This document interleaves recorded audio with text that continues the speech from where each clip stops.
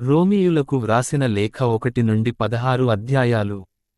అధ్యాయం 1. యేసుక్రీస్తు సేవకుడైన పౌలు నుండి, దేవుడు తన అపొస్తలునిగా పని చేయటానికి రమ్మని నన్ను పిలిచినాడు. దేవుని సువార్తను ప్రకటించటానికి నన్ను ప్రత్యేకించినాడు. 2 దేవుడు ఈ సువార్తను తన ప్రవక్తలతో వ్రాయించి పవిత్ర లేఖనముల ద్వారా ఇంతకు క్రితమే తెలియచేశాడు. 3 ఈ సువార్త దేవుని కుమారుడును మన ప్రభువును అయిన యేసుక్రీస్తును గురించి. ఆయన దావీదు వంశంలో మానవునిగా జన్మించాడు. 4 పవిత్రమైన దేవుని ఆత్మ ఆయన్ని తన శక్తితో బ్రతికించి, ప్రభువైన యేసుక్రీస్తు దేవుని కుమారుడని నిరూపించినాడు. 5 ఆయన ద్వారా నేను దేవుని దయను పొంది ఆయన కోసం అపొస్తలుడనయ్యాను. ప్రజలందరూ సువార్తను విశ్వసించి దాన్ని అనుసరించాలని దేవుని ఉద్దేశ్యం. 6 యేసుక్రీస్తుకు చెందిన వారవుటకు పిలువబడిన వాళ్లలో మీరు కూడా ఉన్నారు. 7 అందువల్ల రోము పట్టణంలో ఉన్న మీ అందరికీ వ్రాయుటమేమనగా మీరు దేవునికి ప్రియమైన వాళ్ళు. ఆయన మిమ్మల్ని తన ప్రజగా ఉండటానికి పిలిచాడు. మన తండ్రియైన దేవుడు, యేసుక్రీస్తు ప్రభువు మీకు అనుగ్రహాన్ని ప్రసాదించి మీలో శాంతి కలుగుజేయునుగాక. రోము నగరాన్ని దర్శించాలని అభిలాష. 8 మీ విశ్వాసాన్ని గురించి ప్రపంచానికంతా తెలిసింది. కనుక నన్ను ముందు యేసుక్రీస్తు ద్వారా దేవునికి కృతజ్ఞతలు అర్పించనివ్వండి. 9 నేను దేవుని కుమారుని సువార్తను ప్రకటించి మనస్ఫూర్తిగా ఆయన సేవ చేస్తున్నాను. 10 నేను ప్రార్థనలు చేసినప్పుడెల్లా విడువకుండా మిమ్మల్ని జ్ఞాపకం చేసుకుంటున్నాను. దానికి ఆ దేవుడే సాక్షి. చివరకు ఇప్పుడైనా నేను మీ దగ్గరకు రావటానికి దైవేచ్ఛ వల్ల మార్గం ఏర్పడాలని ప్రార్థిస్తున్నాను. 11 మీకు ఆధ్యాత్మిక శక్తి కలిగేటట్లు ఆత్మీయవరాన్ని అందించాలని మీ దగ్గరకు రావాలనుకుంటున్నాను. 12 అంటే మీరు, నేను మనలో ఉన్న విశ్వాసం ద్వారా పరస్పరం ప్రోత్సాహపరచుకోవాలని ఆశిస్తున్నాను. 13 సోదరులారా, నేను, మిగతా యూదులు కానివాళ్ల నుండి ఫలం పొందినట్లే మీ నుండి కూడా ఫలం పొందాలని, మీ దగ్గరకు రావాలని ఎన్నోసార్లు అనుకున్నాను. కాని ఇప్పటి వరకు ఆటంకాలు కలిగాయి. ఈ విషయానికి మీరు గ్రహించాలని నా కోరిక. 14 గ్రీకులకు, గ్రీకులు కానివాళ్లకు, జ్ఞానులకు, అజ్ఞానులకు బోధించవలసిన కర్తవ్యం నాది. 15 అందుకే రోము నగరంలో ఉన్న మీకు కూడా సువార్త ప్రకటించాలని అనుకుంటున్నాను. 16 సువార్త విషయంలో నేను సిగ్గుపడను.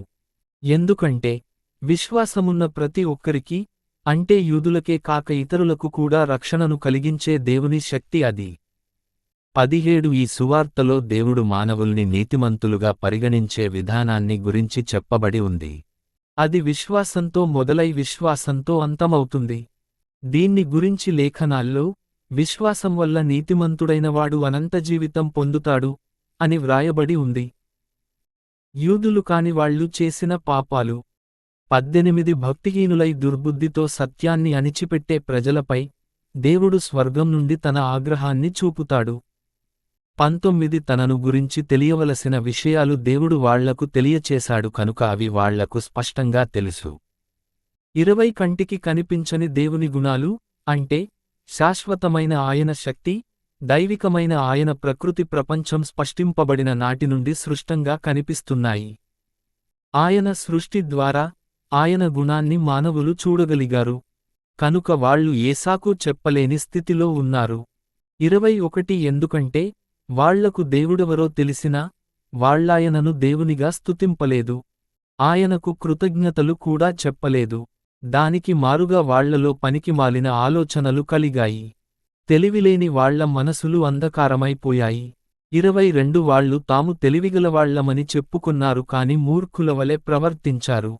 23 ఎలాగనగా చిరకాలం ఉండే దేవుని తేజస్సును నశించిపోయే మనిషిని పోలిన విగ్రహాలకు, పక్షి విగ్రహాలకు, జంతువుల విగ్రహాలకు, ప్రాకే ప్రాణుల విగ్రహాలకు మార్చి వాటిని పూజించారు.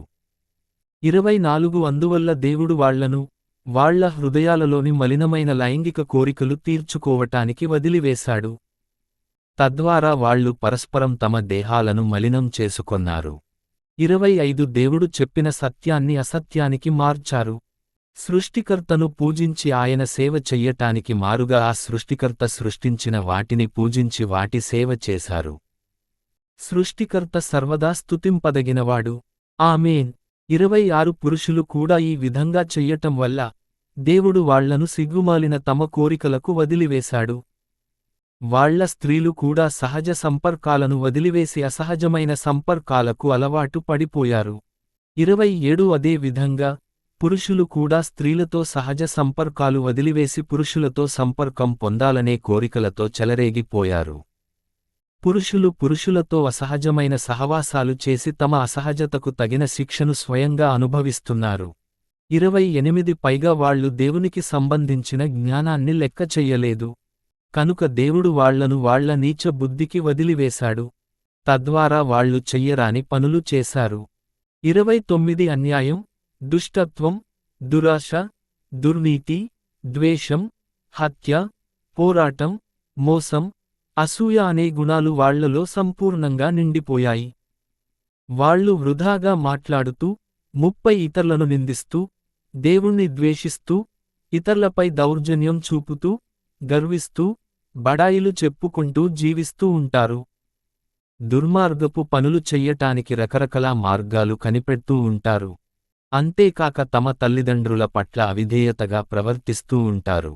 31 వాళ్లలో తెలివిలేదు, విశ్వాసము లేదు, హృదయము లేదు, కనికరం లేదు. 32 దేవుని నీతి నియమములకు వ్యతిరేకంగా ఇలాంటి పనులు చేసేవాళ్లకు మరణశిక్ష తప్పదని వాళ్లకు తెలుసు. కాని వాళ్లు ఆ పనులు చేస్తూ ఉండటమే కాకుండా ఆ పనులు చేసేవాళ్లను మెచ్చుకుంటూ ఉంటారు. అధ్యాయం 2. దేవుని తీర్పు. 1 ఇతర్లపై తీర్పు చెప్పే నీవు ఏ సాకు చెప్పలేని స్థితిలో ఉన్నావు. ఎందుకంటే ఏ విషయాల్లో నీవు ఇతర్లపై తీర్పు చెపుతున్నావో అవే పనులు నీవు కూడా చేస్తున్నావు. అందువల్ల నీకు నీవే శిక్ష విధించుకుంటున్నావు. 2 దేవుడు అలాంటి దుర్మార్గపు పనులు చేస్తున్న వాళ్లకు సత్యం ఆధారం మీద న్యాయమైన శిక్ష విధిస్తాడని మనకు తెలుసు. 3 మిత్రమా, ఏ కారణాల వల్ల నీవు వాళ్లపై తీర్పు చెపుతున్నావో అవే పనులు నీవు కూడా చేస్తున్నావు. మరి అలాంటప్పుడు దేవుని శిక్షను తప్పించుకోగలనని ఎలా అనుకుంటున్నావు? 4 లేక నీవు దేవుని అనంతమైన దయను, క్షమను, సహనాన్ని ద్వేషిస్తున్నావా? నీవు మారుమనస్సు పొందాలని దేవుడు నీపై దయచూపాడు. ఈ విషయానికి నీకు తెలియదా? 5 కాని నీది కఠిన హృదయం, అది పశ్చాత్తాపం పొందదు. కనుక దేవుడు ఆగ్రహం చూపే రోజున నీకు లభింపనున్న శిక్షను స్వయంగా ఎక్కువ చేసుకుంటున్నావు. ఆ రోజు న్యాయమైన తీర్పు నీకు వ్యక్తమవుతుంది. 6 ఆ రోజు దేవుడు ప్రతి ఒక్కనికి అతడు చేసిన పనిని బట్టి ప్రతిఫలం ఇస్తాడు. 7 కొందరు ఎప్పుడూ మంచి పనులు చేస్తూ ఉంటారు. వాళ్లు తేజస్సును, గౌరవాన్ని, నశించని దేహాన్ని పొందాలని ఎదురు చూస్తూ ఉంటారు. అలాంటి వాళ్లకే దేవుడు అనంత జీవాన్నిస్తాడు. 8 మరికొందరు సత్యాన్ని తృణీకరించి, చెడును అనుసరిస్తూ స్వార్థంతో జీవిస్తూ ఉంటారు. దేవుడు అలాంటి వాళ్లపై తన ఆగ్రహాన్ని తీవ్రంగా చూపుతాడు. 9 చెడును చేసిన ప్రతి మనిషికి కష్టాలు, దుఃఖాలు సంభవిస్తాయి. అవి యూదులకు, తర్వాత ఇతరులకు కూడా సంభవిస్తాయి. 10 మంచి చేసిన ప్రతి ఒక్కనికి తేజస్సు, గౌరవము, శాంతి లభిస్తాయి. అవి మొదట యూదులకు తర్వాత ఇతరులకు కూడా లభిస్తాయి. 11 దేవుడు పక్షపాతం చూపడు. 12 ధర్మశాస్త్రము లేని పాపులు ధర్మశాస్త్రము లేకుండానే నశించిపోతారు. అలాగే ధర్మశాస్త్రం ఉండి కూడా పాపం చేసిన వాళ్లపై దేవుడు ధర్మశాస్త్రానుసారం తీర్పు చెపుతాడు. 13 ఎందుకంటే ధర్మశాస్త్రాన్ని విన్నంత మాత్రాన దేవుని దృష్టిలో నీతిమంతులు కాలేరు. కాని ధర్మశాస్త్రంలో ఉన్న నియమాల్ని విధేయతతో ఆచరించేవాళ్లను దేవుడు నీతిమంతులుగా పరిగణిస్తాడు. 14 యూదులు కాని వాళ్లకు ధర్మశాస్త్రం లేదు. కాని వాళ్లు సహజంగా ధర్మశాస్త్రం చెప్పినట్లు నడుచుకుంటే వాళ్లకు ధర్మశాస్త్రం లేకపోయినా, వాళ్లు నడుచుకునే పద్ధతే ఒక ధర్మశాస్త్రం అవుతుంది. 15 వాళ్ల ప్రవర్తన ధర్మశాస్త్ర నియమాలు వాళ్ల హృదయాలపై వ్రాయబడినట్లు చూపిస్తుంది. ఇది నిజమని వాళ్ల అంతరాత్మలు కూడా చెపుతున్నాయి. వాళ్లు కొన్నిసార్లు సమర్థించుకుంటూ, మరి కొన్నిసార్లు నిందించుకుంటూ, తమలో తాము వాదించుకుంటూ ఉంటారు. 16 ఆ రోజు దేవుడు మానవుల రహస్య ఆలోచనలపై యేసుక్రీస్తు ద్వారా తీర్పు చెపుతాడు. నేను ప్రజలకు అందించే సువార్త ఈ విషయాన్ని తెలియజేస్తుంది. యూదులు, వాళ్ల ధర్మశాస్త్రము. 17 నీవు యూదుడవని చెప్పుకుంటావు, ధర్మశాస్త్రాన్ని నమ్ముకున్నావు, దేవునితో నీకు ఉన్న సంబంధాన్ని గురించి గర్వంగా చెప్పుకుంటావు. 18 నీవు ధర్మశాస్త్రం ప్రకారము శిక్షణ పొందావు. దేవుని ఉద్దేశ్యం తెలుసుకున్నావు.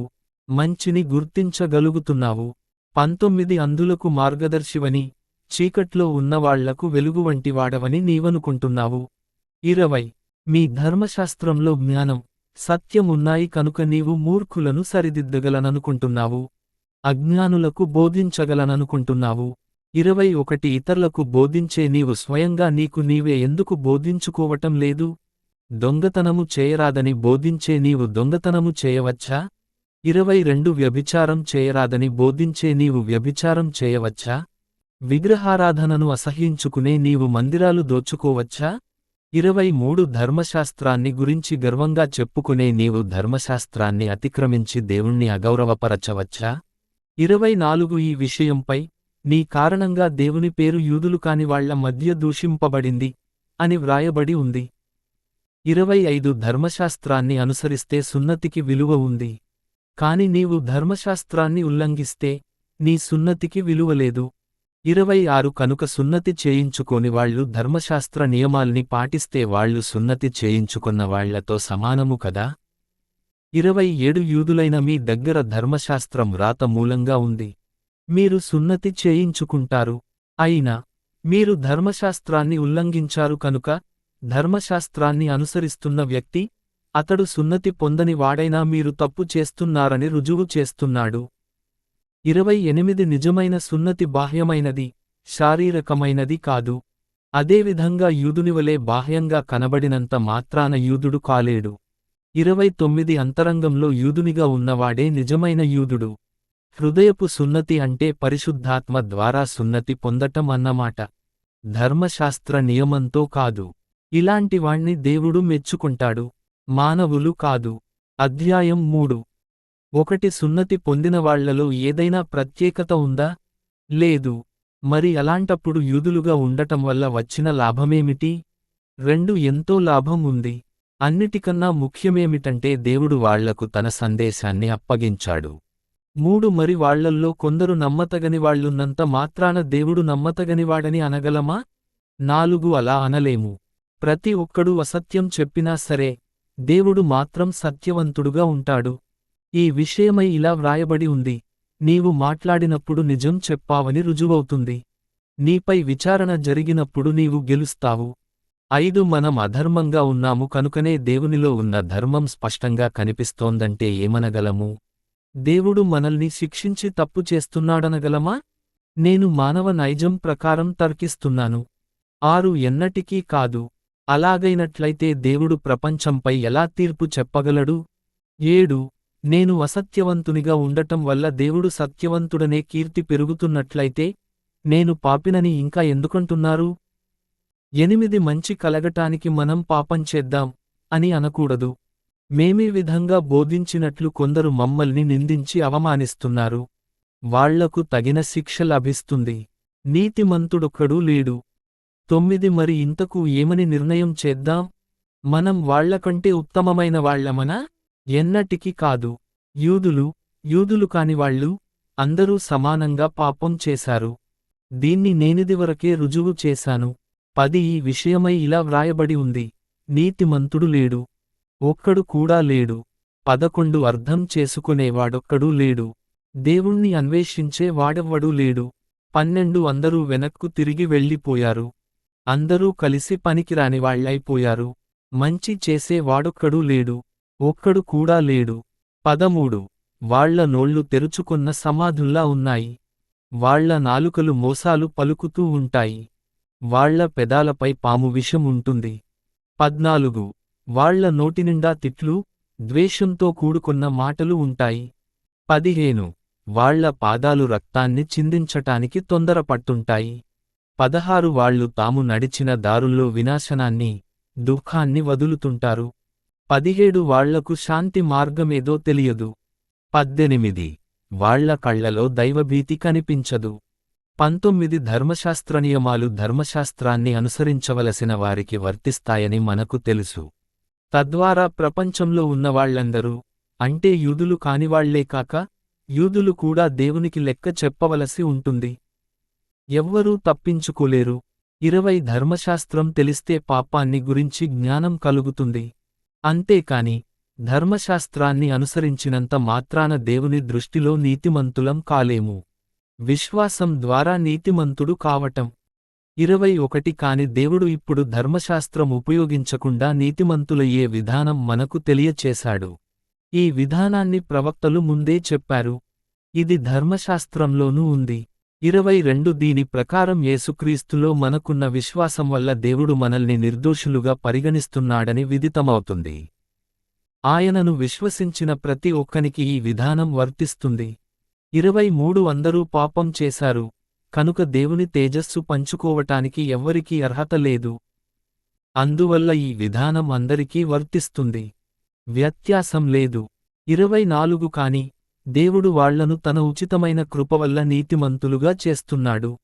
ఇది యేసుక్రీస్తు వల్ల కలిగే విముక్తి ద్వారా సంభవిస్తుంది. 25 దేవుడు ఇదివరలో ప్రజలు చేసిన పాపాల్ని లెక్క చెయ్యకుండా సహనం వహించాడు. ఆయన తన నీతిని నిరూపించాలని యేసుక్రీస్తు రక్తాన్ని విశ్వసించే ప్రజల కోసం ఆయనను కరుణాపీఠంగా చేశాడు. 26 అలా చేసి ఇప్పుడు తన నీతిని ప్రదర్శిస్తున్నాడు. ప్రజలు తనను నీతిమంతునిగా పరిగణించాలని, యేసును విశ్వసించే ప్రజలను నీతిమంతులుగా చెయ్యాలని ఆయన ఉద్దేశ్యం. 27 మరి మనం గర్వించటానికి కారణం ఉందా? ఖచ్చితంగా లేదు. ఏ న్యాయం ప్రకారం కారణం లేదని చెప్పగలుగుతున్నాము? విశ్వాసానికి సంబంధించిన న్యాయం వల్ల కారణం లేదని చెప్పుతున్నాము. కాని క్రియా న్యాయం వల్ల కాదు. 28 మనిషిలో ఉన్న విశ్వాసం అతణ్ణి నీతిమంతునిగా చేస్తుంది. ధర్మశాస్త్రం ఆదేశించిన క్రియలు చేసినందుకు కాదు. ఇది నేను ఖచ్చితంగా చెప్పగలను. 29 దేవుడు యూదులకు మాత్రమే దేవుడా? దేవుడొక్కడే కనుక ఆయన యూదులు కానివాళ్లకు కూడా దేవుడే.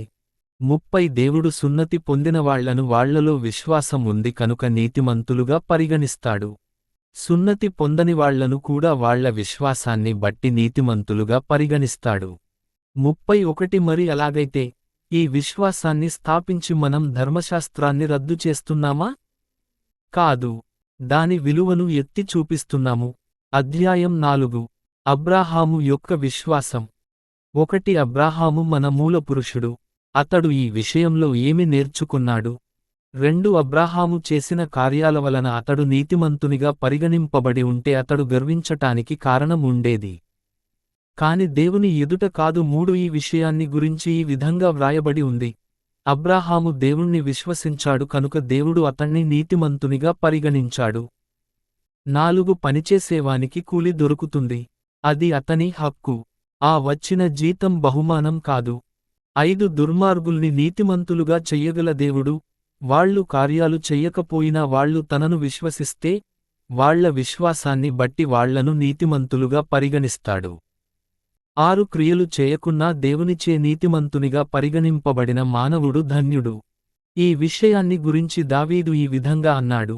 7 దేవుడు ఎవరి తప్పుల్ని, పాపాల్ని క్షమిస్తాడో వాళ్ళు ధన్యులు.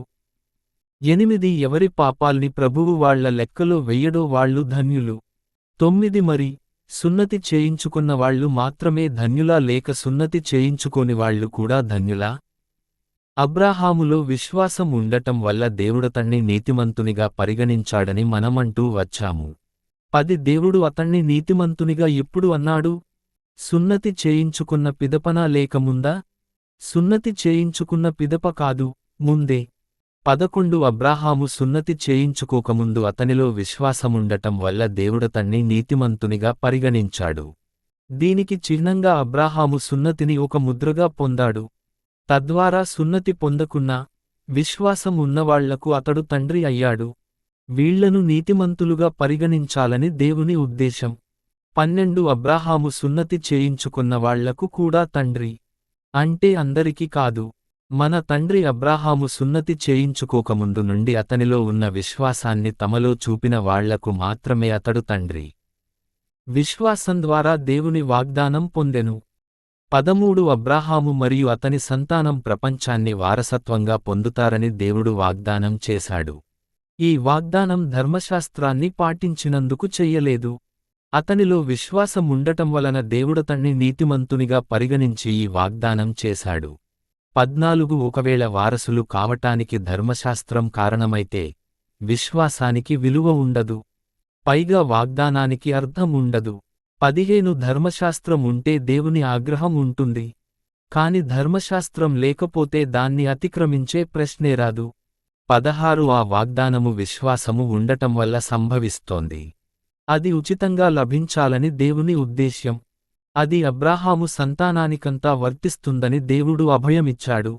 అంటే ధర్మశాస్త్రం ఉన్నవాళ్లకే కాకుండా అబ్రాహాములో ఉన్న విశ్వాసాన్ని తమలో వ్యక్తం చేసేవాళ్లకు కూడా అది వర్తిస్తుందన్న మాట. అబ్రాహాము మనందరికీ తండ్రి. 17 దీన్ని గురించి ఈ విధంగా వ్రాయబడి ఉంది, నేను నిన్ను ఎన్నో జనాంగములకు తండ్రిగా చేస్తాను. దేవుని దృష్టిలో అబ్రాహాము మనకు తండ్రిలాంటి వాడు. దేవుడు చనిపోయిన వాళ్లకు ప్రాణం పొయ్యగలడు. తన ఆజ్ఞలతో లేని వాటిని సృష్టించగలడు. అలాంటి దేవుణ్ణి అబ్రాహాము విశ్వసించాడు. 18 నిరాశ సమయంలో అబ్రాహాము ఆశతో నమ్ముకొన్నాడు. అందుకే అతడు ఎన్నో జనములకు తండ్రి అయ్యాడు. నీ సంతతివాళ్లు చాలా మంది ఉంటారు అని దేవుడు చెప్పిన ప్రకారమే జరిగింది.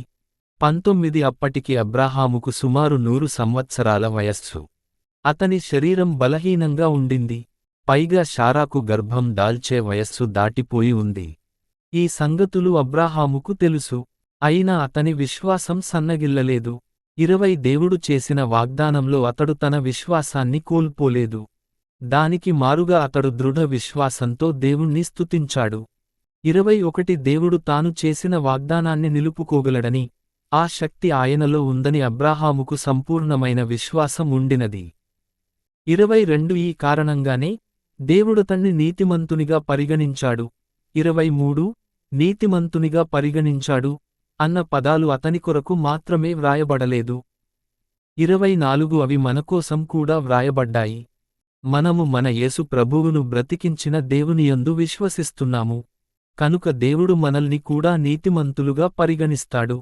25 దేవుడు మన పాపాల కోసం ఆయన్ని మరణానికి అప్పగించాడు. మనం నీతిమంతులం కావాలని ఆయన్ని బ్రతికించాడు. అధ్యాయం 5 దేవునితో స్నేహము. 1 మనలో విశ్వాసము ఉండటం వలన దేవుడు మనము నీతిమంతులమని తీర్పు చెప్పాడు. ఆ కారణంగా మన యేసుక్రీస్తు ప్రభువు ద్వారా మనకు దేవునితో స్నేహం కలిగింది. 2 మనం ప్రస్తుతం జీవిస్తున్న జీవితం దేవుని అనుగ్రహం వల్ల సంభవించింది. ఇది విశ్వాసంగల మనకు యేసుక్రీస్తు ద్వారా లభించింది. దేవుని తేజస్సులో భాగం పంచుకుంటామనే ఆశ మనలో ఉండటం వల్ల మనకు ఎంతో ఆనందం కలుగుతోంది. 3 అంతేకాదు, కష్టాలు సహనాన్ని పెంపొందింపచేస్తాయని మనకు తెలుసు. కనుక మనము కష్టాలు అనుభవించటంలో కూడా ఆనందాన్ని పొందుతున్నాము. 4 సహనం వల్ల దేవుని మెప్పు వల్ల ఆయన తేజస్సులో భాగం పంచుకుంటామనే నిరీక్షణ కలుగుతోంది. 5 దేవుడు మనకిచ్చిన పరిశుద్ధాత్మ ద్వారా తన ప్రేమను మనపై కురిపించాడు. కనుక ఆ ఆశ విషయంలో మనకు నిరాశ కలుగదు. 6 నిజానికి మనలో శక్తి లేని సమయాన భక్తిహీనులమైన మన కోసం క్రీస్తు మరణించాడు. 7 నీతిమంతుల కోసం మరణించటం చాలా అరుదు. మంచి స్నేహితుని కోసం ఒకడు ధైర్యం చేసి మరణిస్తే మరణించవచ్చు. 8 కాని మనమింకా పాపంలో ఉన్నప్పుడే క్రీస్తు మనకోసం మరణించాడు. ఈ విధంగా దేవుడు తన ప్రేమను మనకోసం వ్యక్తం చేశాడు. 9 దేవుడు యేసుక్రీస్తు రక్తం ద్వారా మనము నీతిమంతులమని తీర్పు చెప్పాడు. కనుక మనము దేవుని ఆగ్రహం నుండి తప్పకుండా రక్షింపబడుతాము. ఇది యేసుక్రీస్తు ద్వారా సంభవిస్తుంది. 10 ఒకప్పుడు మనం దేవుని శత్రువులం. అయినా తన కుమారుని మరణం వల్ల మనకు ఆయనతో సమాధానం కలిగింది. కనుక క్రీస్తు జీవితం ద్వారా ఆయన మనల్ని తప్పకుండా రక్షిస్తాడు. 11 పైగా మన యేసుక్రీస్తు ప్రభువు ద్వారా దేవునితో స్నేహం కలిగినందుకు మనం ఇప్పుడు ఆనందిస్తున్నాము. ఆదాము వల్ల మరణం, క్రీస్తు వల్ల జీవం.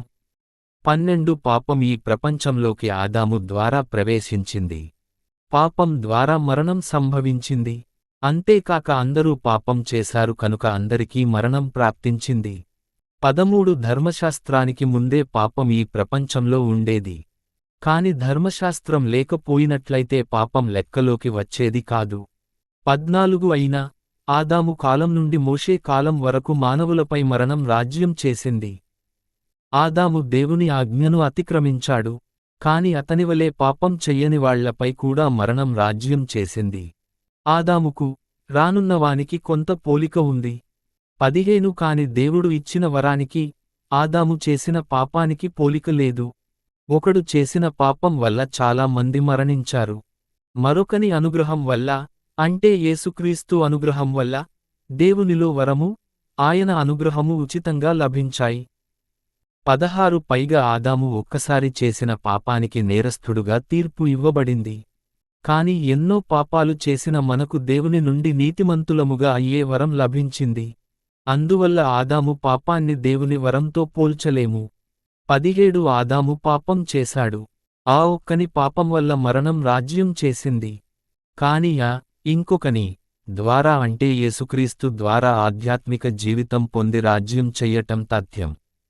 ఇది దేవుని నుండి నీతియను వరాన్ని, సంపూర్ణమైన ఆయన అనుగ్రహాన్ని పొందిన వాళ్లకు సంభవిస్తుంది. 18 అందువల్ల ఒకడు చేసిన పాపం వల్ల ప్రజలందరికీ శిక్ష విధించబడింది. అదే విధంగా ఒకడు ఒక నీతికార్యాన్ని చేయటం వల్ల అందరూ శిక్షను తప్పించుకుని అనంత జీవితం పొందుటకు మార్గమేర్పడింది. 19 ఒకని అవిధేయత వల్ల అనేకులు పాపులుగా చేయబడిరి. అలాగే ఒకని విధేయత వల్ల అనేకులు నీతిమంతులగుదురు. 20 పాపం అధికం కావాలని దేవుడు ధర్మశాస్త్రాన్నిచ్చాడు. కాని పాపం అధికమైన చోటే అనుగ్రహం ఇంకా అధికమయ్యింది. 21 పాపం మరణం ద్వారా రాజ్యం చేసినట్లు దైవానుగ్రహం నీతి ద్వారా రాజ్యం చేసింది. మన యేసుక్రీస్తు ప్రభువు ద్వారా అది మనకు అనంత జీవం కలిగిస్తుంది. అధ్యాయం 6 పాపానికి మరణించాము గాని క్రీస్తులో బ్రతికినాము. 1 దైవానుగ్రహం అధికం కావాలని మనం పాపం చేసుకుంటూ పోదామంటారా? 2 ఎన్నటికి కాదు. పాపపు జీవితం విషయంలో మనం మరణించిన వారము. అలాంటప్పుడు మనం పాపంలో జీవించుకుంటూ ఎట్లా ఉండగలము? 3 బాప్తిస్మము పొందిన మనమందరము క్రీస్తు యేసులో ఐక్యత పొందాము. ఈ బాప్తిస్మము ద్వారా ఆయన మరణంలో కూడా భాగం పంచుకున్నామని మీకు తెలియదా? 4 ఈ బాప్తిస్మము ద్వారా మరణించి మనం ఆయనతో సహా సమాధి పొందాము. తండ్రి తేజస్సు ద్వారా క్రీస్తు బ్రతికింపబడినట్లుగానే మనం కూడా నూతన జీవితాన్ని పొందటమే ఇందులోని ఉద్దేశ్యం. 5 మనం ఆయన మరణంలో ఐక్యమైనట్లుగా ఆయన పునరుత్థానములో కూడా మనం ఐక్యం కాగలం. 6 మన పాపజీవితం క్రీస్తుతో కూడా సిలువ వేయబడినందున ఈ పాప శరీరం బలహీనమై మనమిక పాపానికి దాసులుగానుండమని మనకు తెలుసు. 7 ఎందుకంటే మరణించిన ప్రతి వ్యక్తి పాపం నుండి విముక్తి పొందుతాడు. 8 మనం క్రీస్తుతో కలిసి మరణిస్తే ఆయనతో కూడా జీవిస్తామని నమ్ముచున్నాము. 9 దేవుడు క్రీస్తును బ్రతికించాడని, ఆయనకు మళ్లీ మరణం ప్రాప్తించదని మనకు తెలుసు. మరణానికి ఆయనపై అధికారం ఉండదు.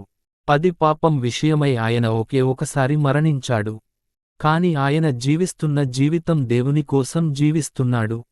11 అదే విధంగా మీరు పాపం విషయంలో మరణించినట్లు దేవుని కోసం యేసుక్రీస్తులో జీవిస్తున్నట్లు భావించండి. 12 నశించిపోయే మన శరీరాన్ని పాపం పాలించకుండా జాగ్రత్త పడండి. దాని కోరికలకు లోబడకండి. 13 మీ అవయవాలను దుర్నీతికి సాధనాలుగా పాపానికి అర్పించకండి. దానికి మారుగా మీరు చనిపోయి బ్రతికి వచ్చిన విషయానికి జ్ఞాపకం పెట్టుకుని మిమ్మల్ని మీరు దేవునికి అర్పించుకోండి. మీ అవయవాలను నీతికి సాధనాలుగా దేవునికి అర్పించండి. 14 మీరు ధర్మశాస్త్రం యొక్క ఆధీనంలో లేరు, కాని దైవానుగ్రహంలో ఉన్నారు. కనుక పాపం మీపై రాజ్యం చెయ్యదు. నీతికి బానిసలు. 15 అంటే మనం ధర్మశాస్త్రం యొక్క ఆధీనంలో లేమని దానికి మారుగా దైవానుగ్రహంలోనున్నామని పాపం చెయ్యవచ్చా? అలా చెయ్యలేము. 16 సేవ చెయ్యటానికి మిమ్మల్ని మీరు బానిసలుగా అర్పించుకుంటే మీరు సేవ చేస్తున్న యజమానికి నిజంగా బానిసలై ఉంటారు. ఇది మీకు తెలియదా? మీరు పాపానికి బానిసలైతే అది మరణానికి దారితీస్తుంది. కాని దేవుని పట్ల విధేయతగా ఉంటే మీరు నీతిమంతులవుతారు. 17 ఒకప్పుడు మీరు పాపానికి బానిసలు. కాని మీకందివ్వబడిన బోధనా విధానాన్ని మనసారా స్వీకరించి దాన్ని అనుసరించారు. దానికి మనం దేవునికి కృతజ్ఞతలు చెప్పుకొందాం. 18 మీరు పాపం నుండి విముక్తులై నీతికి బానిసలయ్యారు. 19 మీకు వీటిని అర్థం చేసుకునే శక్తి లేదు కనుక నేను మామూలు ఉదాహరణలు ఉపయోగిస్తూ మాట్లాడుతున్నాను. ఇదివరలో మీరు మీ అవయవాల్ని అపవిత్రతకు, దుర్మార్గపు పనులు చెయ్యటానికి బానిసలుగా అర్పించుకున్నారు. అదే విధంగా ఇప్పుడు మీ అవయవాల్ని నీతికి, పవిత్రతకు నడిపించే బానిసలుగా అర్పించుకోండి. 20 మీరు పాపానికి బానిసలుగా ఉన్నప్పుడు నీతి మీపై రాజ్యం చెయ్యలేదు. 21 ఆ పనుల వల్ల మీరు ఏమి ఫలం పొందారు? వాటి వల్ల మరణమే కలుగుతుంది. 22 ఇక ఇప్పుడు మీరు పాపం నుండి విముక్తులై దేవునికి బానిసలయ్యారు. కనుక మీరు పొందుతున్న ఫలం పవిత్రతకు దారి తీస్తుంది. చివరకు అనంత జీవితం లభిస్తుంది. 23 పాపం మరణాన్ని ప్రతిఫలంగా ఇస్తుంది. కాని దేవుడు యేసుక్రీస్తు ప్రభువు ద్వారా అనంత జీవితాన్ని బహుమానంగా ఇస్తాడు. అధ్యాయం 7 వివాహ బంధం. 1 సోదరులారా, నేను ధర్మశాస్త్రం తెలిసిన వాళ్లతో మాట్లాడుతున్నాను. ధర్మశాస్త్రానికి ఒక వ్యక్తిపై అతడు బ్రతికి ఉన్నంతవరకే అధికారం కలిగి ఉంటుందని మీకు తెలియదా? 2 ఉదాహరణకు, ధర్మశాస్త్రం ప్రకారం స్త్రీ ఆమె భర్త జీవించి ఉన్నంతవరకే అతనికి బద్ధురాలై ఉంటుంది. ఒకవేళ అతడు మరణిస్తే ధర్మశాస్త్ర బంధం నుండి ఆమెకు విముక్తి కలుగుతుంది. 3 ఆమె భర్త జీవించి ఉండగా ఇంకొకణ్ణి వివాహమాడితే ఆమె వ్యభిచారి అనబడుతుంది. కాని ఆమె భర్త మరణిస్తే ఆమెకు ఆ చట్టం నుండి విముక్తి కలుగుతుంది. అప్పుడు ఆమె ఇంకొకణ్ణి వివాహం చేసుకున్న ఆమె వ్యభిచరించిన దానిగా పరిగణింపబడదు. 4 అదే విధంగా నా సోదరులారా, మీరు కూడా క్రీస్తు శరీరంతో పాటు చనిపోయి ధర్మశాస్త్ర బంధం నుండి విముక్తి పొందారు. మీరు బ్రతికింపబడ్డ క్రీస్తుకు చెందినవారై దేవుని కొరకు ఫలిస్తారు. 5 ధర్మశాస్త్రం మూలంగా కలిగిన దురాశలు మన శరీరాల్లో పని చేయటం వల్ల మనం మరణాన్ని పొందాము. 6 మనల్ని బంధించి ఉంచిన ధర్మశాస్త్రం విషయంలో మనం మరణించాము కనుక ఇప్పుడు మనము ఆ బంధం నుండి స్వేచ్ఛను పొందాము. అందువల్ల వ్రాతపూర్వకంగా ఉన్న ధర్మశాస్త్రానికి మనమిక బానిసలము కాము. దేవుని ఆత్మ చూపించిన క్రొత్త మార్గాన్ని అనుసరించి మనము ఆయన సేవ చేస్తున్నాము. ధర్మశాస్త్రము పాపము. 7 అంటే ధర్మశాస్త్రం పాపంతో కూడుకున్నదని అర్థమా? కాదు. ధర్మశాస్త్రం లేకపోయినట్లయితే పాపమంటే నాకు తెలిసేది కాదు. ఇతరులకు చెందిన వాటిని ఆశించవద్దని ధర్మశాస్త్రం చెప్పి ఉండకపోతే ఆశించటమంటే ఏమో నాకు తెలిసేది కాదు. 8 ధర్మశాస్త్రం చెప్పిన ఆజ్ఞను ఉపయోగించి పాపం నాలో అన్ని రకాల దురాశల్ని కలిగించింది. ధర్మశాస్త్రం లేకపోయినట్లయితే పాపంలో ప్రాణముండేది కాదు. 9 ఒకప్పుడు నేను ధర్మశాస్త్రం లేకుండా జీవించాను. కాని ఆజ్ఞ రాగానే పాపం మొలకెత్తింది. దానితో నేను మరణించాను. 10 జీవాన్నివ్వటానికి ఉద్దేశింపబడిన ఆ ఆజ్ఞ నాకు మరణాన్ని కలుగ చెయ్యటం గమనించాను. 11 ఆజ్ఞ కలుగ చేసిన అవకాశాన్ని ఉపయోగించుకొని పాపం నన్ను మోసం చేసి ఆ ఆజ్ఞ ద్వారా నన్ను చంపివేసింది. 12 సరే, మరి ధర్మశాస్త్రం పవిత్రమైంది. ధర్మశాస్త్రంలో ఉన్న ప్రతి ఆజ్ఞ పవిత్రమైంది. దానిలో నీతి, మంచితనము ఉన్నాయి. 13 అలాగైతే మరి ఆ మంచి ధర్మశాస్త్రం నాకు మరణాన్ని కలిగించిందా? ఎన్నటికీ కాదు. ధర్మశాస్త్రాన్ని ఉపయోగించి పాపం నాకు మరణాన్ని కలిగించి తన నిజ స్వరూపాన్ని వ్యక్తపరిచింది. అందువల్ల ధర్మశాస్త్రం యొక్క ఆజ్ఞ ద్వారా పాపం ఇంకా గొప్ప పాపంగా కనిపించింది. మనలోని యుద్ధం. 14 ధర్మశాస్త్రం ఆధ్యాత్మికమైనదని మనకు తెలుసు. కాని నేను బలహీనమైన మనిషిని, పాపానికి బానిసగా అమ్ముడుపోయినవాణ్ణి. 15 నేనేం చేస్తున్నానో నాకు తెలియదు. నేను చెయ్యలనుకున్నదాన్ని చెయ్యటంలేదు. దేన్ని ద్వేషిస్తున్నానో దాన్నే చేస్తున్నాను. 16 నేను వద్దనుకున్నదాన్నే చేస్తే ధర్మశాస్త్రం మంచిదని అంగీకరిస్తున్నాను. 17 నిజానికి చేస్తున్నది నేను కాదు. నాలో నివసిస్తున్న పాపం ఇలా చేస్తోంది. 18 నా శరీరంలో మంచి అనేది నివసించటం లేదని నాకు తెలుసు. మంచి చెయ్యాలనే కోరిక నాలో ఉంది కాని అలా చెయ్యలేకపోతున్నాను. 19 చెయ్యాలనుకున్న మంచిని నేను చెయ్యటం లేదు. దానికి మారుగా చెయ్యరాదనుకున్న చెడును నేను చేస్తూ పోతున్నాను. 20 చెయ్యకూడదనుకున్న దాన్ని నేను చేస్తున్నానంటే దాన్ని చేస్తున్నది నేను కాదు. నాలో నివసిస్తున్న పాపమే అలా చేయిస్తోంది. 21 అందువల్ల నేను మంచి చెయ్యాలని అనుకున్నప్పుడు చెడు నాతో అక్కడే ఉంటుంది అనే ఈ నియమం నాలో పని చేస్తున్నట్లు గమనిస్తున్నాను. 22 నా అంతరాత్మ దేవుడిచ్చిన ధర్మశాస్త్ర విషయంలో ఆనందం పొందుతోంది. 23 కాని నా అవయవాల్లో వేరొక నియమం పని చేస్తున్నట్లు గమనిస్తున్నాను. నన్ను పాపాత్మునిగా చేస్తున్న ఈ నియమం నా మెదడులో ఉన్న ధర్మశాస్త్రంతో పోరాడి నన్ను ఖైదీగా చేస్తోంది.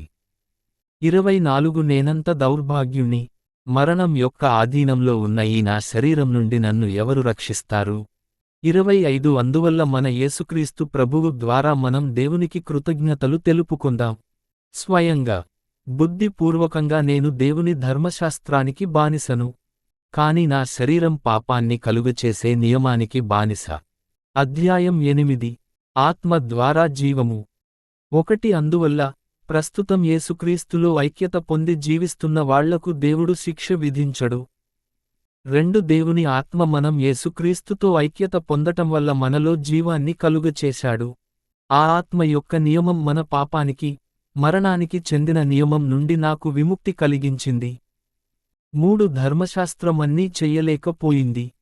పాప స్వభావం దాన్ని బలహీనం చేసింది. అందువల్ల దేవుడు తన కుమారుణ్ణి పాపాలు చేసే మానవుని రూపంలో పాపాలకు బలిగా పంపాడు. ఆయన వచ్చి మానవునిలో ఉన్న పాపాలకు శిక్ష విధించాడు. 4 ధర్మశాస్త్రం ఆదేశించిన నీతికార్యాలు మన ద్వారా జరగాలని ఆయన ఉద్దేశ్యం. మనము పాపస్వభావంతో జీవించటం లేదు. పరిశుద్ధాత్మ చెప్పినట్లు జీవిస్తున్నాము. 5 ప్రాపంచికంగా జీవించేవాళ్ల మనస్సు ప్రాపంచిక విషయాలకు లోనై ఉంటుంది. కాని దేవుని ఆత్మ చెప్పినట్లు జీవించేవాళ్ల మనస్సు ఆ ఆత్మకు సంబంధించిన విషయాలకు లోనై ఉంటుంది. 6 ప్రాపంచిక విషయాలకు లోనవటం వల్ల మరణం సంభవిస్తుంది. కాని పరిశుద్ధాత్మకు లోనవటం వల్ల జీవం, శాంతం లభిస్తాయి. 7 ఎందుకంటే ప్రాపంచిక విషయాలకు లోనైనవాని మనస్సు దేవుణ్ణి ద్వేషిస్తుంది.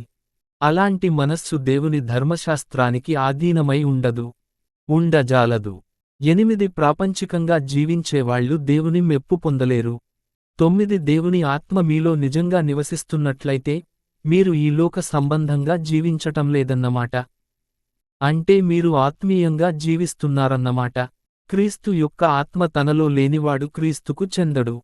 10 ఒకవేళ క్రీస్తు మీలో జీవిస్తున్నట్లయితే పాపం కారణంగా మీ శరీరం చనిపోయినా మీలో ఉన్న దేవుడు మిమ్మల్ని నీతిమంతులుగా చేశాడు కనుక ఆయన ఆత్మ మీకు జీవాన్నిస్తాడు. 11 మరణించిన యేసును దేవుడు లేపినాడు. దేవుని ఆత్మ మీలో నివసిస్తున్నట్లయితే నశించిపోయే మీ దేహాలకు ఆయన జీవం పోస్తాడు. మృతి నుండి యేసును లేపినవాడు దేవుడే కావున మీలో నివసిస్తున్న ఆయన ఆత్మ ద్వారా దేవుడు మీ శరీరాలను జీవింపచేస్తాడు. 12 అందువల్ల సోదరులారా, మనము మన ఐహిక వాంఛల ప్రకారం బ్రతకనవసరం లేదు. 13 ఎందుకంటే ఐహిక వాంఛలతో జీవిస్తే మీరు మరణిస్తారు. కాని శరీరం చేస్తున్న చెడ్డ పనుల్ని ఆత్మ ద్వారా రూపుమాపితే మీరు జీవిస్తారు. 14 దేవుని ఆత్మను అనుసరించిన వాళ్ళు దేవుని కుమారులు. 15 మీరు బానిసలయ్యే ఆత్మను పొందలేదు. మీరు దేవుని కుమారులుగా అయ్యే ఆత్మను పొందారు. ఇది మీలో భయం కలిగించదు. దానికి మారుగా మనము దేవుణ్ణి అబ్బా, తండ్రి అని పిలుస్తున్నాము. 16 మనం దేవుని పుత్రులమని దేవుని ఆత్మ మన ఆత్మతో కలిసి సాక్ష్యం చెబుతున్నాడు. 17 మనము దేవుని సంతానము కనుక మనము ఆయన వారసులము, క్రీస్తుతో సహవారసులము.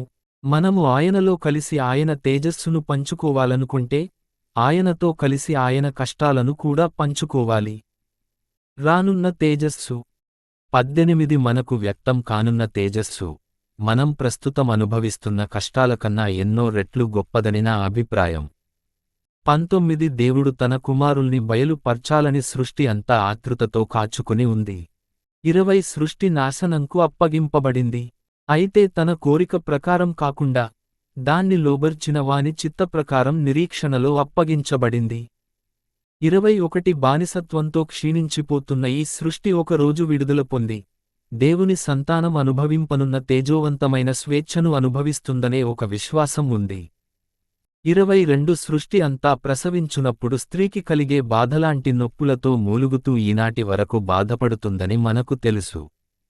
23 అంతేకాదు, దేవుని ఆత్మను మొదటి ఫలంగా పొందిన మనము కూడా మన మనస్సులో మూలుగుతున్నాము. మనం దత్తపుత్రులం కావాలని, మన శరీరాలకు విముక్తి కలగాలని ఆతృతతో కాచుకుని ఉన్నాము. 24 మనం రక్షింపబడినప్పుడు ఈ నిరీక్షణ మనలో ఉంది. కాని విశ్వాసంతో ఎదురు చూస్తున్నది లభించిన తర్వాత దానికోసం ఆశించవలసిన అవసరం ఉండదు. తన దగ్గరున్న దానికోసం ఎవరు ఎదురు చూస్తారు? 25 కాని మన దగ్గర లేనిదానికోసం ఆశిస్తే దానికోసం ఓర్పుతో నిరీక్షిస్తాము. 26 అదే విధంగా మనం బలహీనులం కనుక ఏ విధంగా ప్రార్థించాలో మనకు తెలియదు. కనుక దేవుని ఆత్మ స్వయంగా మన పక్షాన మాటలు వ్యక్తపరచలేని మూలుగులతో దేవునికి తెలిపి మనకు సహాయపడుతున్నాడు. 27 ఆయన దేవునితో తన ప్రజల కోసం ఆయన ఇచ్ఛానుసారం విన్నపం చేస్తున్నాడు. మన హృదయాలను పరిశోధించే దేవునికి ఆయన యొక్క ఆలోచనలు తెలుసు. 28 దేవుడు తనను ప్రేమించే ప్రజల కోసం, తన ఉద్దేశానుసారం పిలువబడిన వాళ్ల కోసం ఆయన సమస్తము చేయుచున్నాడని మనకు తెలుసు. ఈ ప్రజల్ని దేవుడు తన ఉద్దేశానుసారంగా పిలిచాడు.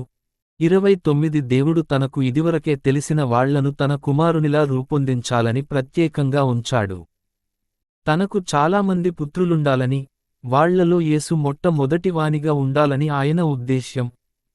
30 దేవుడు ఎవరిని ప్రత్యేకంగా ఉంచాడో వాళ్లను పిలిచాడు. ఎవరిని పిలిచాడో వాళ్లను నీతిమంతులుగా చేశాడు. ఎవరిని నీతిమంతులుగా చేశాడో వాళ్లతో తన మహిమను పంచుకొన్నాడు. క్రీస్తు యేసులో దేవుని ప్రేమ. 31 మరి మనము దీనికి ఏమి ప్రత్యుత్తరం ఇవ్వగలము? దేవుడే మనవైపు ఉన్నప్పుడు మనకు విరుద్ధంగా ఎవరుంటారు? 32 మనందరికోసం ఆయన తన స్వంత కుమారుణ్ణి ఇవ్వటానికి కూడా వెనుకాడలేదు. అలాంటప్పుడు తన కుమారునితో సహా అన్నీ మనకివ్వడా? 33 దేవుడు ఎన్నుకొన్న వాళ్లపై ఎవరు నేరం మోపుతారు? మనల్ని నీతిమంతులుగా చేసేవాడు దేవుడే. 34 ఇక మనకు ఎవ్వరూ శిక్ష విధించలేరు. చనిపోయి బ్రతికి వచ్చిన యేసుక్రీస్తు దేవుని కుడిచేతి వైపు కూర్చొని మన పక్షాన వేడుకుంటున్నాడు. 35 క్రీస్తు ప్రేమ నుండి మనల్ని ఎవరు దూరం చెయ్యగలరు? కష్టం, దుఃఖం, హింస, కరువు, దిగంబరత్వం, అపాయం, ఖడ్గం మనల్ని దూరం చెయ్యగలవా? 36 దీన్ని గురించి ఈ విధంగా వ్రాయబడి ఉంది. నీ కోసం దినమంతా మరణాన్ని ఎదుర్కొంటూ ఉన్నాము, మేము చంపబడనున్న గొర్రెల వలె ఉన్నాం. 37 ఈ విషయాలన్నిటిలో మనల్ని ప్రేమించిన ఆయన ద్వారా సంపూర్ణ విజయాన్ని సాధించాము. 38 చావుగాని, బ్రతుకుగాని, దేవదూతలుగాని, దయ్యాలుగాని, ప్రస్తుతంగాని, భవిష్యత్తుగాని, మరే శక్తులుగాని, 39 ఎత్తుగాని, అగాధంగాని, సృష్టిలో ఉన్న మరేదైనాగాని మన యేసుక్రీస్తు ప్రభువు ద్వారా మనకు లభిస్తున్న దేవుని ప్రేమ నుండి మనల్ని విడదీయలేవని నేను ఖండితంగా చెప్పగలను. అధ్యాయం 9 దేవుడు తాను ఎన్నుకొన్న ప్రజలు. 1 క్రీస్తు పేరట నేను నిజం చెప్పుతున్నాను. నేను అసత్యమాడటం లేదు. నా అంతరాత్మ పవిత్రాత్మ ద్వారా ఇది నిజమని సాక్ష్యం చెబుతోంది. 2 నాలో చాలా దుఃఖం ఉంది. అంతంగాని ఆవేదన నా హృదయంలో ఉంది. 3 నా జాతికి చెందిన నా సోదరుల కోసం దేవుడు నన్ను శపించినా, క్రీస్తు నుండి నన్ను వేరు చేసినా నాకు సంతోషమే. 4 ఈ నా సోదరులు ఇశ్రాయేలు వంశానికి చెందిన వాళ్ళు. దేవుడు వాళ్లను తన పుత్రులుగా చేసుకుని మహిమను, ఒడంబడికలను, ధర్మశాస్త్రాన్ని, ఆరాధనా విధానాన్ని ఇచ్చి వాగ్దానాలు చేశాడు. 5 మూలపురుషులు వీళ్ల వంశానికి చెందినవాళ్లు. క్రీస్తు వీళ్ల వంశంలో జన్మించాడు. క్రీస్తు అందరికీ దేవుడు. ఆయన్ని చిరకాలం అందరూ స్తుతించుగాక. ఆమేన్. 6 ఇశ్రాయేలు జాతికి చెందిన వాళ్లందర్ని దేవుడు తన ప్రజలుగా ఎన్నుకోలేదు. కాబట్టి దేవుని మాట పరాజయం పొందిందని మనమనకూడదు. 7 లేక అబ్రాహాము సంతానమందరూ నిజంగా అబ్రాహాము సంతానమని మనమనలేము. కాని ఈ విషయంపై ఈ విధంగా వ్రాయబడి ఉంది: ఇస్సాకు వల్ల మాత్రమే నీ సంతానం గుర్తింపబడుతుంది. 8 ఇంకొక రీతిగా చెప్పాలంటే అబ్రాహాముకు ప్రకృతి సహజంగా జన్మించినంత మాత్రాన దేవుని సంతానంగా పరిగణింపబడరు. కాని దేవుని వాగ్దానం మూలంగా అతనికి కలిగిన సంతానం అబ్రాహాము సంతానంగా పరిగణింపబడుతుంది. 9 ఈ వాగ్దానం ఏ విధంగా వ్రాయబడి ఉంది: నియమిత సమయానికి నేను తిరిగి వస్తాను, శారాకు పుత్రుడు జన్మిస్తాడు. 10 అంతేకాదు, రిబ్కాకు, మన మూలపురుషుడైన ఇస్సాకు ద్వారా 2 పుత్రులు కలిగారు. 11 కాని దేవుడు ఒక్కణ్ణే ఎన్నుకోవాలని, తద్వారా తన ఉద్దేశ్యం సంపూర్ణంగా నెరవేరాలని, రిబ్కాతో, పెద్దవాడు చిన్నవానికి సేవ చేస్తాడు అని అన్నాడు. అప్పటికింకా ఈ కవలలు జన్మించలేదు కనుక వాళ్లు మంచి, చెడు చేసే ప్రశ్నే రాదు. అంటే దేవుడు తన ఇష్టప్రకారం పిలిచాడు. కాని ఈ పిలుపు వాళ్ళు చేసిన పనులపై ఆధారపడలేదన్న మాట. 13 ఈ విషయంపై ఈ విధంగా వ్రాయబడి ఉంది. నేను యాకోబును ప్రేమించాను, కాని ఏశావును ద్వేషించాను. 14 మరి మనమేమనాలి? దేవుడు అన్యాయం చేశాడా? లేదు. 15 ఎందుకంటే ఆయన మోషేతో ఈ విధంగా అన్నాడు, నాకిష్టం వచ్చిన వాళ్లను కరుణిస్తాను, నాకిష్టం వచ్చిన వాళ్లపై దయ చూపిస్తాను. 16 అందువల్ల ఇది మానవుని అభీష్టంపై కాని, లేక అతని శ్రమపై కాని ఆధారపడింది కాదు. ఇది దేవుని కనికరంపై ఆధారపడింది. 17 లేఖనము ఫరోతో ఈ విధంగా అంటుంది, నీ ద్వారా నా శక్తి వ్యక్తం చెయ్యాలని, ప్రపంచమంతా నా పేరు ప్రకటింపబడాలని, నేను నిన్ను రాజుగా చేశాను.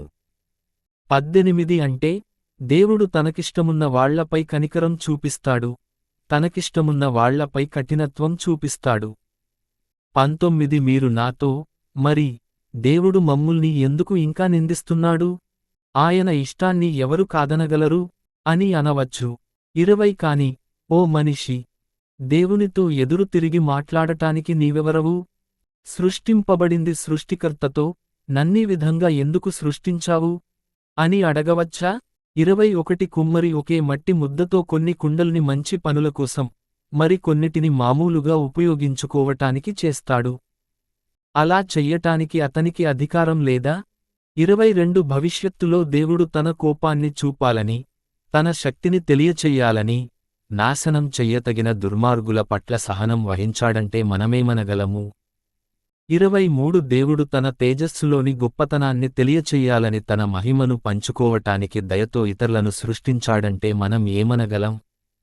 24 యూదుల నుండే కాక, యూదులు కానివాళ్ల నుండి కూడా దేవుడు ప్రజల్ని పిలిచాడు. ఆయన పిలిచింది మనల్నే. 25 హోషేయ గ్రంథంలో దేవుడు ఈ విధంగా చెప్పాడు, నా ప్రజలు కాని వాళ్లను నా ప్రజలని పిలుస్తాను, నా ప్రియురాలు కాని జనాన్ని నా ప్రియురాలా అని పిలుస్తాను. 26 మీరు నా ప్రజలు కారు అని అన్న చోటనే మీరు సజీవంగా ఉండే దేవుని పుత్రులు అని అనటం సంభవిస్తుంది. 27 యెషయా ప్రవక్త ఇశ్రాయేలు వంశాన్ని గురించి ఇలా అన్నాడు, ఇశ్రాయేలు పుత్రుల సంఖ్య సముద్ర తీరంపై ఉన్న ఇసుక రేణువుల్లా ఉన్నా, కొందరు మాత్రమే రక్షింపబడతారు. 28 ఎందుకంటే, ప్రపంచానికి విధించిన శిక్షను ప్రభువు త్వరలోనే నెరవేరుస్తాడు. 29 యెషయా జరుగుతుందని చెప్పినట్లు, సర్వశక్తిసంపన్నుడైన ప్రభువు కొంతమందిని మనకు వదిలి ఉండకపోయినట్లయితే మనం సొదొమ ప్రజలవలే, గొమొర్రా ప్రజలవలె ఉండేవాళ్లం. 30 మరి మనమేమనాలి? నీతిమంతులు కావటానికి ప్రయత్నించని యూదులు కాని ప్రజలు నీతిమంతులయ్యారు. అది వాళ్లల్లో విశ్వాసం ఉండటం వల్ల సంభవించింది. 31 కాని ధర్మశాస్త్రం ద్వారా నీతిమంతులు కావాలని ప్రయత్నించిన ఇశ్రాయేలు వంశీయులు నీతిమంతులు కాలేదు. 32 ఎందుకు? వాళ్ళు విశ్వాసంతో కాకుండా కార్యాలు చేసి ప్రయత్నించారు, కనుక అడ్డురాయి తగిలి తొట్రుపడ్డారు. 33 దీన్ని గురించి ఈ విధంగా వ్రాయబడి ఉంది, నేను సీయోనులో ఒక రాయిని స్థాపించాను, దానివల్ల కొందరు తొట్రుపడతారు, నేనొక శిలను స్థాపిస్తాను, దానివల్ల వాళ్ళు క్రింద పడతారు, ఆయన్ని నమ్మిన వానికెన్నడూ ఆశాభంగం కలుగదు. అధ్యాయం 10. 1 సోదరులారా, దేవుడు ఇశ్రాయేలు వంశీయుల్ని రక్షించాలని హృదయపూర్వకంగా ప్రార్థిస్తున్నాను. 2 వాళ్ళు శ్రద్ధతో దేవుని సేవ చేస్తున్నారని నేను సాక్ష్యం చెప్పగలను, కాని వాళ్ల శ్రద్ధ జ్ఞానం మీద ఆధారపడలేదు. 3 దేవుడు నీతిమంతులుగా చేసే విధానాన్ని గురించి తెలియక వాళ్ళు తమ విధానాన్ని స్థాపించాలనుకున్నారు, కనుక వాళ్ళు దేవుడు చెప్పిన విధానాన్ని అంగీకరించలేదు. 4 నమ్మిన ప్రతి ఒక్కడూ నీతిమంతుడు కావాలని క్రీస్తు వచ్చాక ధర్మశాస్త్రం అంతమైపోయింది. 5 ధర్మశాస్త్రం ద్వారా లభించే నీతిని గురించి మోషే ఈ విధంగా వ్రాస్తున్నాడు, ధర్మశాస్త్ర క్రియలు చేసే మానవుడు వీటి ద్వారా జీవిస్తాడు. 6 కాని విశ్వాసం వల్ల కలిగే నీతిని గురించి ఈ విధంగా వ్రాశారు, పరలోకానికి ఎవరు ఎక్కుతారు అని అనకండి. అంటే ఎవరు పరలోకానికి ఎక్కి క్రీస్తును క్రిందికి పిలుచుకురాగలరు? 7 అగాధంలోకి ఎవరు దిగుతారు అని అనకండి. అంటే ఎవరు అగాధంలోకి దిగి క్రీస్తును చావు నుండి పిలుచుకురాగలరు? 8 మరి వాక్యమేమంటున్నది? దైవ సందేశం మీకు దగ్గరగా ఉంది, అది మీ నోటిలో ఉంది, మీ హృదయాల్లో ఉంది. ఇది విశ్వాసానికి సంబంధించిన సందేశము. దీన్ని మేము ప్రకటిస్తున్నాము. 9 యేసు, ప్రభువని మీ నోటితో బహిరంగంగా ఒప్పుకొని చనిపోయిన వారిలో నుండి దేవుడాయన్ని బ్రతికించాడని మీ హృదయాల్లో విశ్వసిస్తే మీరు రక్షింపబడుతారు.